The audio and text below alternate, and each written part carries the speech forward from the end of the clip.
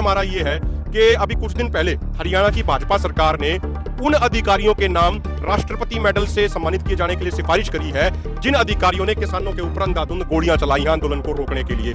उनको ये वीर बता रहे हैं।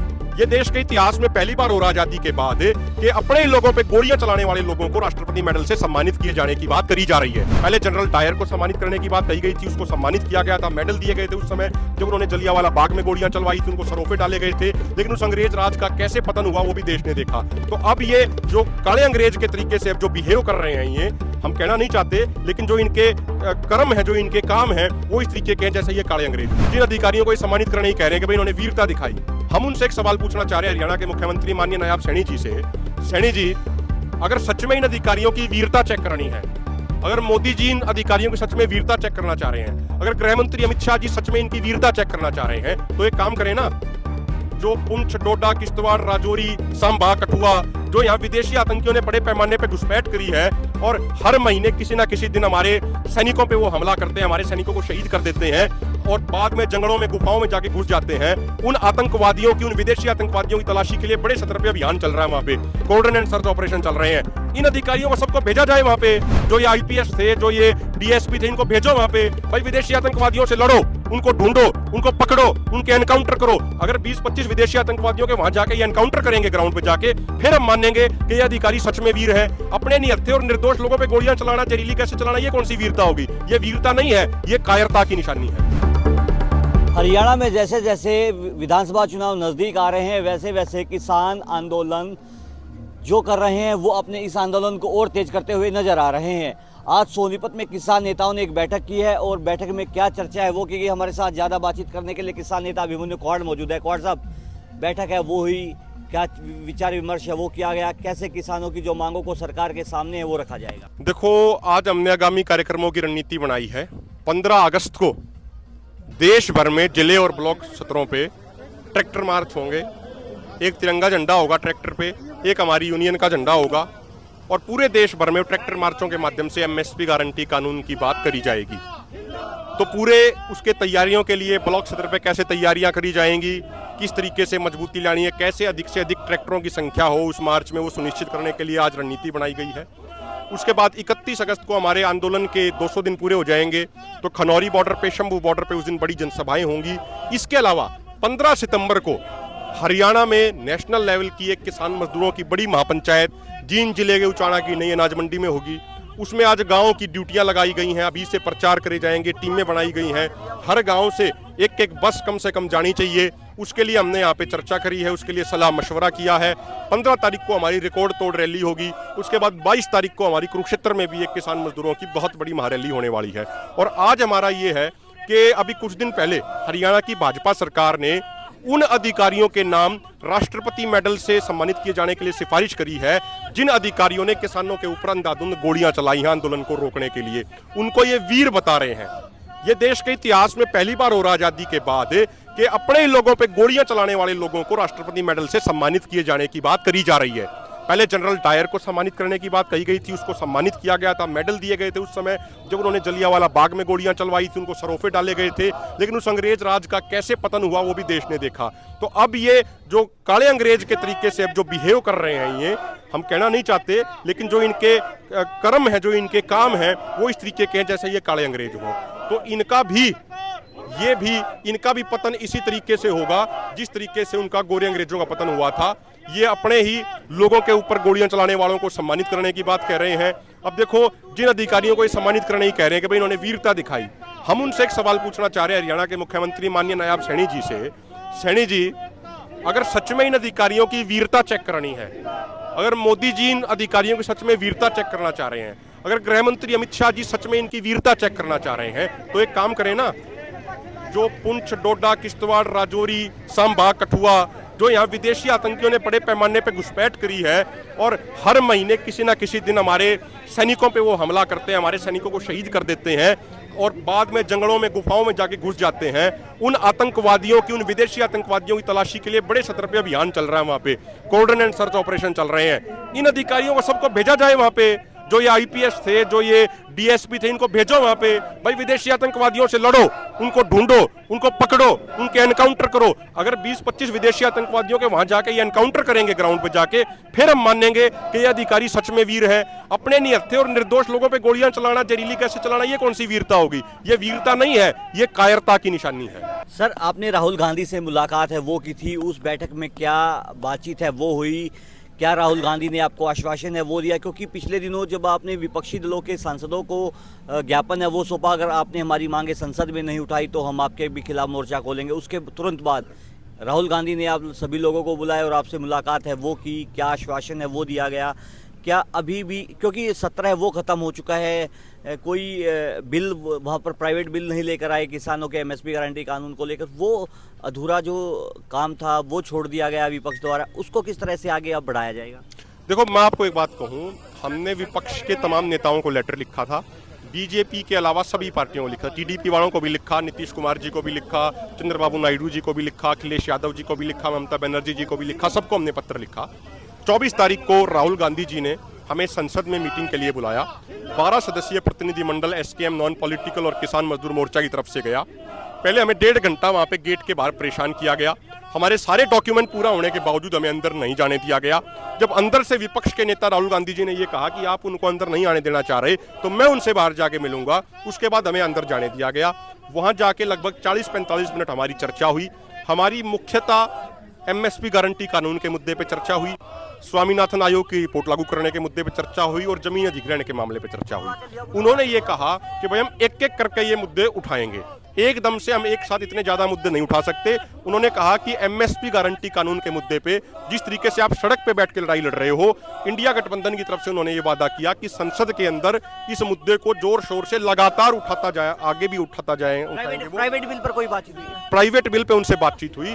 उन्होंने ये कहा कि भाई जो उन्होंने और भी अपने एक्सपर्ट बुलाए थे, जो उनके पुराने जो मंत्री रहे हैं, उनके जयराम रमेश जी थे, हरियाणा से सांसद दीपेंद्र हुड्डा जी, जयप्रकाश जेपी जी थे, पंजाब से राजा वड़िंग जी थे और सुखजिंदर रंधावा जी थे, चरणजीत चन्नी जी थे। उन्होंने उसकी टेक्निकल जो डिटेल बताई, उन्होंने ये कहा कि भाई उसका एक तरीका होता है प्राइवेट बिल का, वो लॉटरी करके वो निकाला जाता है, संसद में कोई सिस्टम है और उसके लिए पहले वाले सत्र में उसका नोटिफिकेशन देना पड़ेगा, वो एप्लीकेशन देनी पड़ेगी, फिर अगले सत्र में जाके यानी वो विंटर सेशन में वो जाके आएगा। उन्होंने कहा कि हमने ये बात आपकी नोट कर ली है, अब की बार टेक्निकली हम ला नहीं सकते। उन्होंने कहा आप प्राइवेट बिल लाने की बात कहोगे, प्राइवेट बिल आएगा।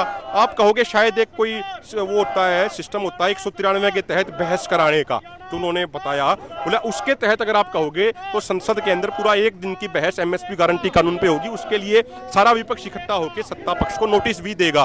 तो उन्होंने कहा जो भी आप कहोगे वो करेंगे और हर तरीके से मजबूती से किसानों की इस मांग के साथ खड़े हैं। और जहां तक जमीन अधिग्रहण का मुद्दा, उन्होंने ये कहा कि भाई हरियाणा के जो असेंबली इलेक्शन है वो अपनी पार्टी के मैनिफेस्टो में विधानसभा इलेक्शन के दौरान ये डालेंगे कि भाई अगर वो सत्ता में आए तो इस 2021 में जो ये अमेंडमेंट करे गए हैं भूमि अधिग्रहण कानून में, ये अमेंडमेंट रद्द करके दोबारा से 2013 वाला कानून बनाएंगे। सर, अभी बजट को लेकर चर्चाएं हैं वो चल रही हैं। अब किसान बड़े गंभीर आरोप हैं वो लगा रहे हैं कि हरियाणा और पंजाब को कुछ नहीं दिया गया, क्योंकि एक मैंडेट सेट है वो कर रहे हैं किसान हरियाणा और पंजाब के बीजेपी के खिलाफ, इसलिए अछूता है वो रखा गया हरियाणा और पंजाब को। इसको लेकर आपकी क्या प्रतिक्रिया? देखो, मैं ये कहूँगा, मैं उसको हरियाणा या पंजाब की दृष्टि से नहीं देखता। मैं ये कहता हूँ कि किसानों और मजदूरों के लिए इस बजट में कुछ भी नहीं था। वो पूरे देश के किसान और मजदूर आ गए। आप देखो, किसान और मजदूर देश की 70% आबादी बनाते हैं, कम से कम 70% डाटा दे रहा हूं मैं, बनाते उससे ज्यादा हैं। लेकिन जो किसानों के लिए जो बजट दिया गया वो बजट था टोटल बजट का मात्र 3.15%। पिछले साल था वो टोटल बजट का मात्र 2.56%। भाई जब हम देश की 70% आबादी बनाते हैं तो कम से कम 10% बजट तो हमारे लिए होना चाहिए। आपने मनरेगा के तहत पैसा है 2022-23 के मुकाबले 4,500 करोड़ वो आपने घटा दिया। आपने खाद की जो सब्सिडी है वो आपने लगातार घटा दी है। तो इसका मतलब आप किसानों मजदूरों को कुछ देना नहीं चाहते हो। आपने कहा कि भाई हम नए बीज लाएंगे, 109 तरह के नए बीज लाएंगे, उसकी रिसर्च कराएंगे। यानी जो बजट में पिछले साल के मुकाबले 27,000 करोड़ रुपए जो बढ़ाया गया, वो पैसा बीज कंपनियों को, बड़ी बड़ी कंपनियों को दे दिया जाएगा रिसर्च के नाम पे। और इसीलिए जैसे ही बजट आया था उसी दिन वो बीज बनाने वाली, पेस्टिसाइड बनाने वाली कंपनियों को शेयर बहुत ऊपर चढ़ गए थे। तो जो ये पैसे बढ़ाए भी गए हैं, ये किसानों के लिए नहीं, ये उन कंपनियों के लिए बढ़ाए गए हैं। अगर सरकार की नीति और नीयत साफ होती तो 27,000 करोड़ रुपए में देश के किसानों के लिए बहुत आसानी से 1 साल के लिए एमएसपी गारंटी कानून दिया जा सकता था। आपके अगर आप रिपोर्ट देखोगे, उस एक रिपोर्ट है क्राइसिल की, वो कहती है 21,000 करोड़ में एमएसपी गारंटी कानून बन सकता है। एक बड़ी मैगजीन की रिपोर्ट है, उन्होंने एगमार्क.net जो गवर्नमेंट का पोर्टल है वहां से डाटा उठा के बताया कि 26,000 करोड़ में 1 साल के लिए एमएसपी गारंटी कानून बन सकता है। यदि सरकार की नीति और नीयत साफ होती तो सरकार कर सकती थी, सरकार ने नहीं किया। अब हम ये अंत में कहना चाह रहे हैं कि देखो, पिछली बार तो कुछ राजनीतिक व्यक्तियों ने नारा दिया था जमुना पार का, अगर हमारी मांगे पूरी नहीं हुई तो हम आपको ये जिम्मेदारी के साथ कहते हैं, अब की बार बीजेपी जमुना पार हो जाएगी। बीजेपी यहाँ पे 15 सीटें भी नहीं ले पाएगी। जैसा बुरा हाल उनका लोकसभा इलेक्शन में हुआ, उससे भी ज्यादा उनका बुरा हाल है विधानसभा इलेक्शन में होगा, और पूरा देश इस चीज को देखेगा। न सिर्फ अकेले हरियाणा में, महाराष्ट्र में भी ये टाटा बाय बाय इनको लोग वहां करने का मन बना चुके हैं। लेकिन सर, अमित शाह, मेरा आपसे लास्ट सवाल है, अमित शाह ये कह रहे हैं कि हमें हरियाणा जीतना है, उसके लिए लगातार दौरे हैं वो कर रहे हैं अमित शाह, सीधा संदेश है वो अपने राजनीतिक दल के जो बीजेपी है उनके नेताओं को है वो दे रहे हैं कि हरियाणा में जैसे भी हो हमें चुनाव जीतना है, जो योजनाएं हैं उनको धरातल पर उतारने की बात है वो मुख्यमंत्री है नायब सिंह सैनी है वो कर रहे हैं। क्या मानते हो कितना कठिन रहने वाला किसानों के लिए इस चुनाव में बीजेपी के खिलाफत करना? देखो, मैं आपको एक बात कह रहा हूँ, बीजेपी एक पॉलिटिकल पार्टी है। हर पॉलिटिकल पार्टी कोशिश करती है साम दाम दंड भेद लगा के वो चुनाव जीते। तो अगर वो अपनी कोशिश कर रहे हैं तो ठीक है, उसमें कोई गलत बात नहीं है, वो अपनी कोशिश करें। लेकिन अमित शाह जी को ये भी देखना चाहिए कि पिछले साल जनवरी में जब अमित शाह जी की गोहाना में रैली थी, वो रैली उनको कैंसिल करनी पड़ी थी क्योंकि लोग आए नहीं थे, लोगों में नाराजगी इतनी थी। उस समय हमें भी अरेस्ट किया गया था, डिटेन किया गया था। तो हरियाणा का किसान मजदूर मन बना चुका है बीजेपी के खिलाफ वोट देने का। अब ये चाहे 10 दौरे कर लें, 20 दौरे कर लें, 25 दौरे कर लें, उससे कोई फर्क नहीं पड़ने वाला। हाँ, ये जरूर है, मुझे लगता है विपक्षी पार्टियों को भी सावधान होना चाहिए इस बात से, जो आपने कहा कि वो ये कह रहे हैं कि कुछ भी करना पड़े, किसी भी तरीके से हमें चुनाव जीतना है। अगर ऐसी उनकी भावना है, यदि ऐसा वो कह रहे हैं कि भाई हर हालत में चुनाव जीतना है, तो फिर मुझे लगता है कि जो विपक्ष में इलेक्शन लड़ रहे हैं उनको भी सावधान होना चाहिए। इससे सावधान होना चाहिए अभिमन्यु जी? भाई, सत्ता पक्ष से सावधान होना चाहिए, कहीं सत्ता पक्ष ऐसा ना हो जाए कोई गड़बड़ कर दे। क्या गड़बड़ की आशंका जताए? मैं तो कोई गड़बड़ की आशंका नहीं जता रहा, ना मुझे इलेक्शन लड़ना, ठीक है। मैं ये कहता हूं लोकतंत्र के अंदर इलेक्शन फ्री एंड फेयर होने चाहिए। तो हम ये कह रहे कि फ्री एंड फेयर नहीं होते, ठीक है, हम तो एक साधारण सी बात कह रहे हैं। मैंने तो आपके सवाल के जवाब में कहा, अगर वो ऐसा कह रहे हैं कि भाई किसी भी तरीके से किसी भी सूरत में हमें इलेक्शन जीतना है, अगर ये बात है उनकी, अगर ये शब्द है उनके, तो फिर ये चिंताजनक शब्द है। लोकतंत्र के अंदर ये शब्द सर, विपक्ष कह रहा है कि ईडी की जो रेडें हैं वो इसलिए हो रही हैं ताकि हमारा जो चुनाव है वो कम हो जाए। सोनीपत से विधायक है कांग्रेस के सुरेंद्र पवार, रावधान सिंह बड़े अहिरवाल नेता माने जाते हैं, उनके घर पर आवासों पर छापेमारी है वो की गई। इस चीज़ों को किस तरह से देख रहे हो आप? तो मेरा एक मानना है कि पहले 5 साल में छापेमारियां क्यों नहीं हुई, इलेक्शन के दौरान आके ये छापेमारी क्यों कर रहे हैं? भाई, अगर एक कोई ये सिंपल कोई जांच का मामला है, अगर सिंपल ये कोई भ्रष्टाचार का मामला है, तो 5 साल बीत गए, उससे पहले वाले 5 साल बीत गए, जब इन्होंने कोई कार्रवाई क्यों नहीं करी? अब ये इलेक्शन के बिल्कुल नजदीक आके ये कार्रवाई कर रहे हैं। और दूसरी बात, मैं एक बात कह रहा हूं कि सिर्फ विपक्ष के ही राजनेता भ्रष्टाचार कर रहे हैं, कोई सत्ता पक्ष की तरफ से ऐसा कुछ नहीं हो रहा क्या? कोई वो तो ये कह रहे कि हमारी पार्टी जितने भी नेता है वो पाक साफ हैं, हमने तो देश को विकास के पटरी पर है वो लेकर आए। वो तो जब पता लगेगा ना, जब ये सत्ता से बाहर हो जाएंगे, जब जो ये ईडी सीबीआई हैं, जब ये दूसरों के हाथ में जाएंगे, तो फिर ये बाहर रहेंगे या अंदर जाएंगे, उसके बाद पता लगेगा कि ये ईमानदार थे या भ्रष्टाचार थे, या इन्होंने क्या किया क्या नहीं किया। अपने आप को तो हर कोई ईमानदार बताता है, अपने आप को खुद भ्रष्ट कौन बताता है? तो हमारा तो ये कहना है, देखो एक चीज लास्ट में और कह दूं, अब की बार जो बीजेपी की जो 10 में से 5 सीटें हुई ना, ऐसा नहीं है कि लोगों ने किसी को पसंद करके वोट दिया, ऐसा नहीं है। गांव-गांव में हम गए, लोगों की भावना ये थी कि बीजेपी से नाराजगी इतनी थी, लोग ये तय करके बैठे थे बीजेपी को हराएंगे, बीजेपी को सबक सिखाएंगे, और वो सबक लोगों ने सिखाया भी है। तो इसी तरीके से विधानसभा इलेक्शन में भी लोगों की एक जन भावना बन चुकी है, ये मजदूरों की, ये किसानों की, ये व्यापारियों की लहर बन चुकी है। अब जैसे कुछ व्यापारी भाइयों के मैं बयान पढ़ रहा था, व्यापारी भाई हाईकोर्ट में गए कि भाई ये रास्ता खोला जाए, हाईकोर्ट ने आदेश दिया शंभू बॉर्डर, कनौरी बॉर्डर का रास्ता खोलो, लेकिन रास्ता खोलने के बजाय हरियाणा सरकार चली गई सुप्रीम कोर्ट में। तो व्यापारियों को भी क्लियर हो गया कि किसानों ने नहीं बल्कि सरकार ने जानबूझ के रास्ते बंद किए हैं, जिससे व्यापारियों को भी नुकसान हो रहा है, किसानों को भी नुकसान हो रहा है। इसलिए हर वर्ग आज इनके खिलाफ खड़ा है। देखिए, किसान नेता अभिमन्यु कुहाड़ हमारे साथ मौजूद थे। इन्होंने स्पष्ट किया कि राहुल गांधी ने उन्हें आश्वासन दिया है कि उनके मुद्दों को संसद में है वो लेकर जाया जाएगा और आगामी विंटर सेशन में एमएसपी गारंटी कानून का जो मुद्दा है वो गूंजेगा। सोनीपत से पंजाब केसरी के लिए सनी मलिक।